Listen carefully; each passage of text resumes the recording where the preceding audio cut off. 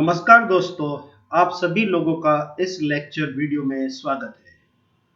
आज हम डिस्कस कर रहे हैं क्लस्टर एनालिसिस। तो दोस्तों, क्लस्टर एनालिसिस परफॉर्म करने से पहले हमें कुछ स्टेजेस को समझना है। जैसे पहले क्लस्टर एनालिसिस का ऑब्जेक्टिव क्या है और इसकी हम रिसर्च डिजाइन कैसे करते हैं, और क्लस्टर एनालिसिस में एज्यूम्पशंस कौन सी फॉलो करते हैं, फिर employing hierarchical and non hierarchical method, इनमें क्या डिफरेंस है, और फिर interpretation of the cluster and finally validation and profiling clusters. तो दोस्तों, इस तरीके से हम 6 स्टेजेस में क्लस्टर एनालिसिस परफॉर्म करते हैं। तो जो पहला स्टेज है हमारा, वो है ऑब्जेक्टिव ऑफ क्लस्टर एनालिसिस। तो जनरली जो मेन ऑब्जेक्टिव है हमारा, वो है सेगमेंटेशन। बेसिकली हम क्लस्टर एनालिसिस को सेगमेंटेशन पर्पस के लिए यूज करते हैं। सेगमेंटेशन का मतलब है कि जो सेम नेचर के रेस्पोंडेंट हैं उन्हें हम, रेस्पोंडेंट्स भी हो सकते हैं, फॉर्म भी हो सकती है, ऑब्जेक्ट हमारा कुछ भी हो सकता है, तो उनको सेम नेचर के लोगों को हम एक ग्रुप में रखते हैं, एक सेगमेंट में रखते हैं। दूसरे जो सेम नेचर के लोग हैं उन्हें दूसरे ग्रुप में रखते हैं। लेकिन जो एक सेगमेंट के लोग हैं दूसरे सेगमेंट के लोगों से बिल्कुल डिफरेंट होंगे। ठीक है। तो दोस्तों, ये कुछ इसके ऑब्जेक्टिव से क्लस्टर एनालिसिस के। जैसे टैक्सोनॉमी पर्पस के लिए हम बॉटनी में, जूलॉजी में, जियोलॉजी में कई जगह हम टैक्सोनॉमी के लिए हम लोग क्लस्टर एनालिसिस यूज करते हैं। फिर डेटा सिंप्लीफिकेशन के लिए, जैसे चूंकि अभी हमारा जो डेटा है वो है हेट्रोजीनियस, जब हम डेटा को सिंप्लीफाई कर लेते हैं तो सेम नेचर के जो लोग हैं एक ग्रुप में आ जाएंगे, बाकी जो दूसरे सेम नेचर के लोग हैं वो दूसरे ग्रुप में आ जाएंगे। तो इस तरीके से इस डेटा को फर्दर एनालिसिस के लिए हम यूज कर सकते हैं। एक इसका जो ऑब्जेक्टिव है वो है रिलेशनशिप आइडेंटिफिकेशन, मतलब जो सेम नेचर के जो रेस्पोंडेंट हैं उन्हें हमने एक ग्रुप में रख लिया। अभी क्या है, हमारे पास अलग अलग नेचर के रेस्पोंडेंट्स होते हैं। तो ये एक ऐसी एनालिसिस है जिसमें हम लोग सेम नेचर के रेस्पोंडेंट को एक ग्रुप में हम लोग रखते हैं। तो दोस्तों, ये दो चीजें हैं, एक तो है क्लस्टर एनालिसिस और दूसरा है फैक्टर एनालिसिस। दोनों में जो मेन डिफरेंस है वो ये है, फैक्टर एनालिसिस में हम लोग जो हमारे जो वेरिएबल्स होते हैं उनको हम एक ग्रुप में या एक सेगमेंट में कंबाइन करके एक फैक्टर बनाते हैं।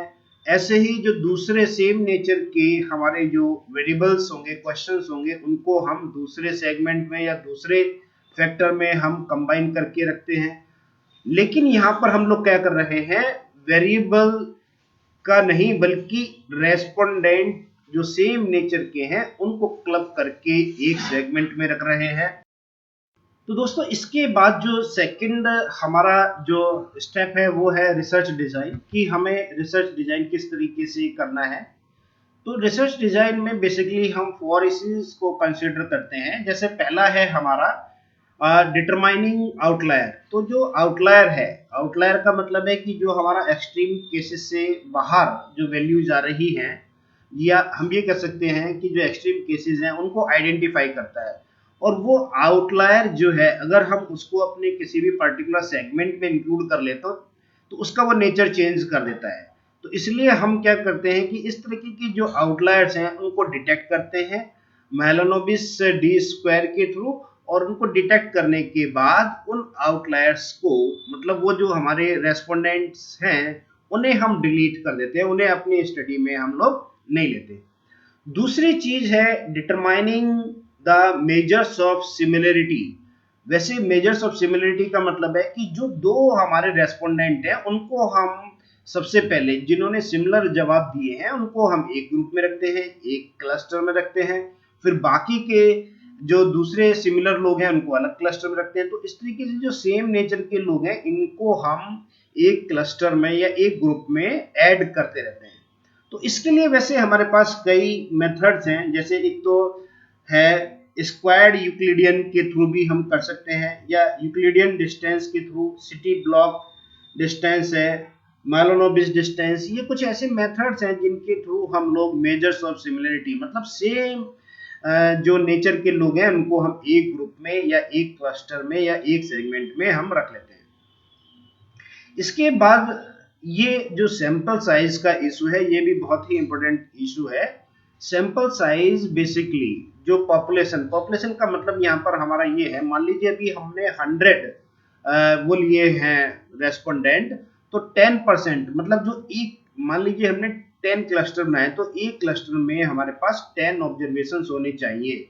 या हमने 5 क्लस्टर्स बनाए हैं, तो वैसे तो 100 ऑब्जर्वेशन आते हैं, लेकिन अगर 5 क्लस्टर्स बनाए हैं तो जरूरी नहीं है कि हर एक क्लस्टर में सेम रेस्पोंडेंट ही आए, मतलब नंबर ऑफ जो रेस्पोंडेंट है वो सेम हो। किसी में हो सकता है 25 रेस्पोंडेंट आ रहे हैं वो सेम नेचर के हैं, हो सकता है दूसरे क्लस्टर में 35 रेस्पोंडेंट्स आ रहे हैं, लेकिन किसी भी क्लस्टर में सेगमेंट में जो सैंपल साइज है उसका 10% से कम नहीं होना चाहिए। मान लीजिए 100 का सैंपल साइज है, हमने 5 क्लस्टर बनाए हैं, तो 5th क्लस्टर में कम से कम 10 ऑब्जर्वेशन 10 रेस्पोंडेंट्स होने चाहिए। अगर मान लीजिए 6 या 7 रेस्पोंडेंट आते हैं, तो हम उस क्लस्टर को या उन रेस्पोंडेंट्स को हम डिलीट कर देते हैं अपने स्टडी में। फिर एक प्रॉब्लम आती है कभी कभी, जब हमारी जो यूनिट्स हैं वो स्टैंडर्ड फॉर्म में नहीं है, कुछ वेरिएबल्स अलग यूनिट में है, कुछ वेरिएबल्स दूसरी यूनिट में है, तो उन्हें हम क्या करते हैं, हम स्टैंडर्ड फॉर्म में बना लेते हैं। मान लीजिए कोई एक वेरिएबल है जिसको हमने 0 to 10 की ऑप्शन दिया है कि आपको रेट करना है, और एक है 0 to 100, तो दोनों का जो यूनिट है 5 दोनों में अलग हो जाएगा। 5 एक में न्यूट्रल हो सकता है 0 to 10 में, लेकिन एक में बहुत लो वैल्यू हो सकती है हमारी 0 to 100 के बीच में। तो इसलिए हम क्या करते हैं कि इसको स्टैंडर्ड फॉर्म में, जो वेरिएबल्स हैं हमारे उनको स्टैंडर्ड फॉर्म में बना लेते हैं, और उससे जो हमारे जो रिजल्ट्स आते हैं वो ज्यादा सही होते हैं। फिर दोस्तों एक इसमें जो थर्ड स्टेप है वो है assumptions in cluster analysis. Cluster analysis के एज्यूम्पशंस, इसमें सबसे पहला है सैंपल रिप्रेजेंटेटिव। तो ये कितना सैंपल होना चाहिए एक क्लस्टर में। जैसे भी हमने पहले भी बताया कि 10% जितने भी हमारे क्लस्टर्स होंगे उसमें टोटल पॉपुलेशन के 10% जो लोग होंगे वो रिप्रेजेंट करेंगे, ठीक है ना। तो जितने ज्यादा परसेंट होगा उतना ज्यादा हम समझेंगे कि हमारा डेटा ज्यादा सही है। होता क्या है, अगर हम ज्यादा नंबर के क्लस्टर्स बनाएं तो वो जो कम लोग आ रहे हैं उनके लिए कोई मार्केटिंग प्लान बनाना बड़ा मुश्किल होता है। इसलिए हम क्या करते हैं कि नंबर ऑफ क्लस्टर्स हमारे 3 या 4 टाइप्स के क्लस्टर्स बनाते हैं। जैसे मान लीजिए कोई एक टेलीकम्युनिकेशन कंपनी है, तो वो अपने जो मार्केट का सेगमेंट इस तरीके से करती है, एक हो सकता है कि 100 रुपीज पर मंथ का जो टैरिफ है वो लें, एक हो सकता है 300 का लें, एक हो सकता है 500 का। तो इस तरीके से जितने हमारे पास 3 या 4 क्लस्टर्स होंगे उनको उन जो सेम जो थिंकिंग वाले लोग हैं उनको एक क्लस्टर में रख के उन्हीं के हिसाब से हम अपने प्रोडक्ट का ऑफर करते हैं। फिर एक जो मल्टी कोलरिटी है, ये भी एक इशू है। मल्टी कोलरिटी का मतलब है कि जब दो से ज्यादा वेरिएबल आपस में हाईली कोरिलेटेड हो, तो इस तरीके की जो वेरिएबल्स होते हैं उन्हें हम कहते हैं कि इनमें मल्टी कोलिनियरिटी है। अगर दो वेरिएबल एक साथ एक जैसा बिहेव कर रहे हैं तो वो कोलिनियरिटी हो गया। मल्टी कोलिनियरिटी का मतलब है कि जब दो से ज्यादा वेरिएबल हमारे सेम चीज को ही बता रहे हैं तो वो मल्टी कोलिनियरिटी है। तो मल्टी कोलिनियरिटी नहीं होनी चाहिए हमारे वेरिएबल्स में। अगर कहीं मल्टी कोलिनियरिटी है तो उन वेरिएबल्स को हमें डिलीट करना है। इसके बाद देखिए ये है हमारी फोर्थ स्टेप, जिसमें employing hierarchical and non hierarchical method. दोस्तों हम जो ये क्लस्टर एनालिसिस है इसे 2 स्टेप में करते हैं। पहले तो हम हायरार्किकल क्लस्टर एनालिसिस यूज करते हैं, फिर दूसरा जो नॉन हायरार्किकल क्लस्टर मेथड है उसको हम यूज करेंगे। तो इनमें डिफरेंस क्या है ये भी हमें समझना चाहिए। जो हायरार्किकल क्लस्टर एनालिसिस है बेसिकली ये हमें इनिशियल क्लस्टर सॉल्यूशन देता है। इनिशियल क्लस्टर सॉल्यूशन का मतलब है कि ये हमें एक रफ आइडिया देता है कि एक क्लस्टर में कितने रेस्पोंडेंट होने चाहिए, ठीक है ना।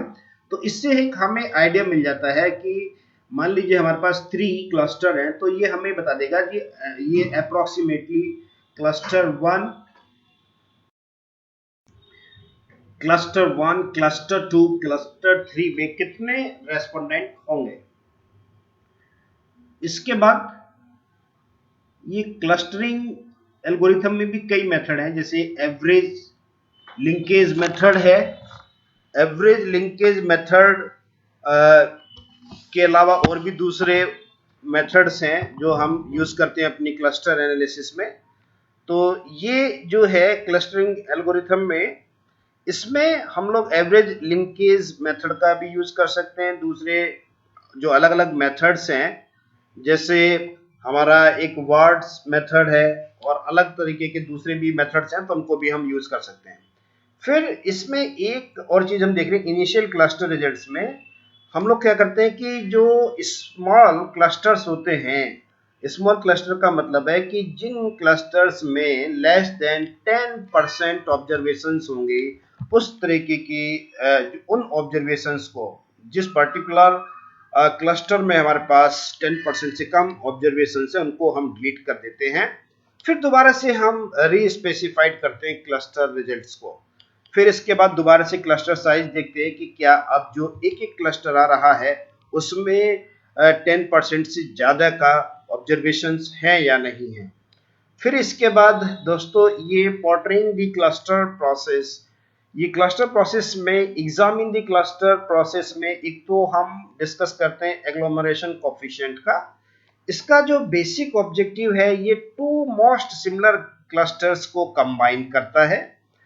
और फिर डेंडोग्राम में हम ये देखते हैं होमोजेनिटी, कि जिन दो वेरिएबल्स में आपस में ज्यादा होमोजेनिटी है, ज्यादा होमोजीनियस है, उनको हम कंबाइन करके उन्हें एक क्लस्टर में रख लेते हैं, ठीक है। फिर इसके बाद है डिटरमाइनिंग द क्लस्टर सॉल्यूशन।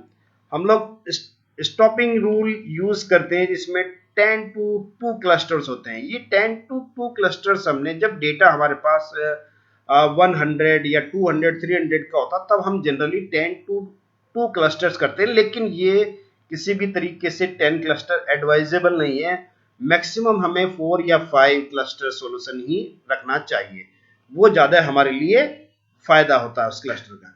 दूसरा, ये जो नॉन हायरार्किकल क्लस्टर एनालिसिस, मैंने बताया कि जो हमारा हायरार्किकल क्लस्टर एनालिसिस है, वो तो हमें ये आइडिया दे रहा है कि इनिशियल क्लस्टर सॉल्यूशन में, मतलब जो अलग अलग हमारे क्लस्टर्स आए उनमें कितने कितने रेस्पोंडेंट होने चाहिए। लेकिन जो फाइनली जो हम क्लस्टर्स बनाते हैं, वो नॉन हायरार्किकल क्लस्टर एनालिसिस के थ्रू ही हम फाइनल क्लस्टर्स अपने जो है पूरे के पूरे फाइनल क्लस्टर एनालिसिस के थ्रू ही हम उसको सॉल्व करते हैं, बताते हैं कि इस क्लस्टर में जो है हमारे पास 5 क्लस्टर्स, ये 5 ऑब्जर्वेशन आएंगे या 10 ऑब्जर्वेशन आएंगे, ये डिपेंड करता है कि हमारा सैंपल साइज कितना है। फिर इसके बाद हमें इंटरप्रिटेशन करना है क्लस्टर्स का, और फिर वैलिडेशन एंड प्रोफाइल जो क्लस्टर्स है वो करते हैं। तो दोस्तों इस तरीके से ये जो हमारे पास क्लस्टर एनालिसिस है, इसके कुछ स्टेप्स को हम करेंगे। और अभी हम अगले सेक्शन में एक केस स्टडी लेंगे। केस स्टडी के बाद फिर हम ये सारी चीजें एक बार फिर डिस्कस करेंगे कि इनका पर्पस क्या है, डेंडोग्राम का मतलब क्या है, या ये हम लोग हायरार्किकल क्लस्टर एनालिसिस के रिजल्ट्स हैं, इसको कैसे इंटरप्रेट करना है, या ये नॉन हायरार्किकल क्लस्टर एनालिसिस है, ये हमें क्या बता रही है। तो इस तरीके से हम लोग इसको अगले सेक्शन में डिस्कस करेंगे केस स्टडी के साथ। Thank you very much.